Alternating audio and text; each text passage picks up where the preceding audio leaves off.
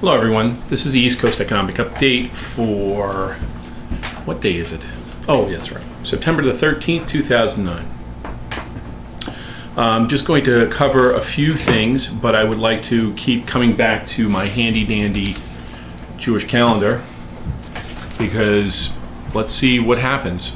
Now mind you, this is an experiment of sorts, so we're both going to find out what's going on and if what matches up. So here we go.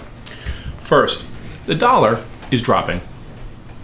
As we know, it's near 76 BPS. I always say cents because it makes more sense to say cents because people will think dollars worth 76 cents.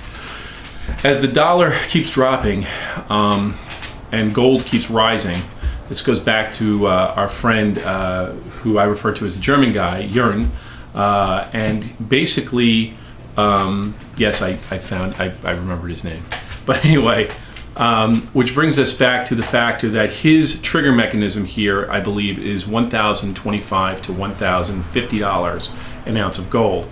He believes that by that point, the gold will start to go hyperbolic, meaning it'll go much higher, much quicker, and conversely, the dollar will drop. And it is dropping right now with the rise on gold. Gold has now stabilized above $1,000.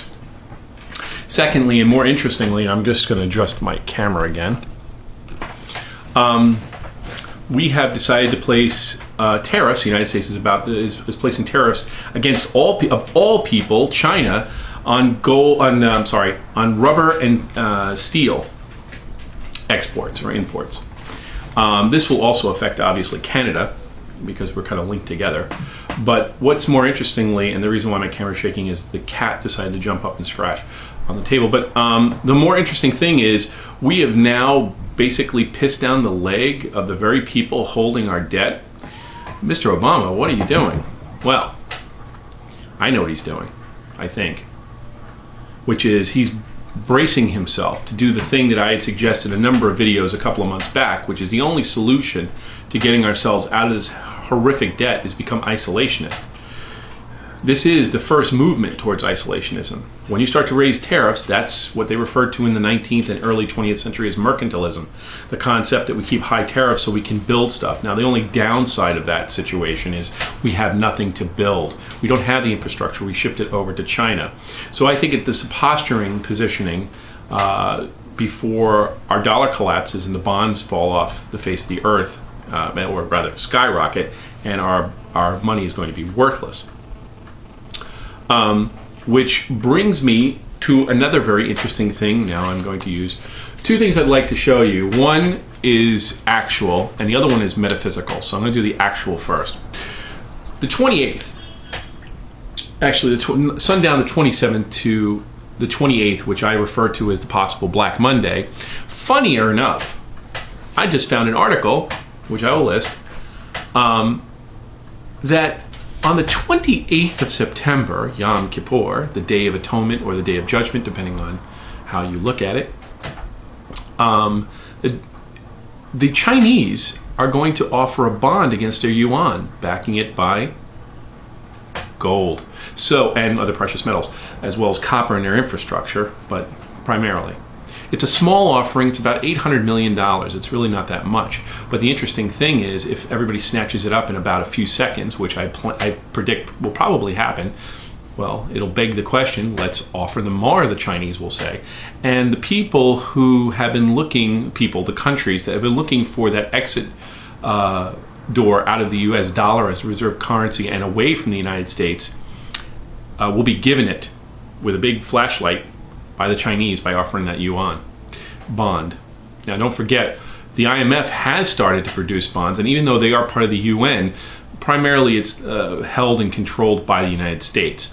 So if they do offer this, and it's a big response on the small amount of bonds, which I know it will be. I mean, anybody with half a brain would think, holy crap, I have a choice, keep my money trapped in American dollars, or go to a place that produces 90% of the world's everything. I'm going to buy bonds in China. So when that happens, I think that will be the day of judgment for the United States, unfortunately, and for ourselves who live in the North American area and continent. Now to the metaphysical. I wanted to point out a few things that probably most people don't talk about. In Judaism, numbers and letters are equivalents. So I'm going to show you something. This year right now is 5769. We're going into the new year, which is going to happen Friday night, to 5770. A 5 followed by a 7 followed by a 70. Now, for all you Sola Scriptura Christian friends, I'm going to throw out a little nugget for you.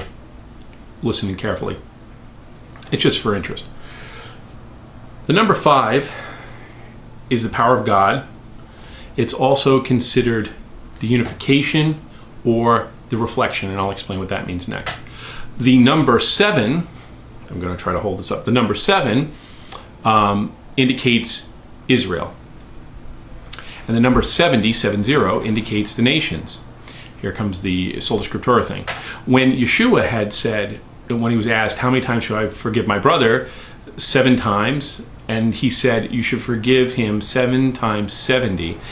It is another idiom that refers to forgive both your friend who's a Jew, your brother, and a Gentile who is not your blood. So forgive everyone. Forgive the world. Put that in the back pocket. It'll be good if you write sermons. But the question is that we're leaving a sabbatical year, entering a new year where both the unification of both I don't want to say Jew, Hebrews, the people, the children of Israel, and the children of the nations are going to be under one. It can be described as unifying, meaning all praying to the same God, the Messianic age. It's up to God, Baruch Hashem.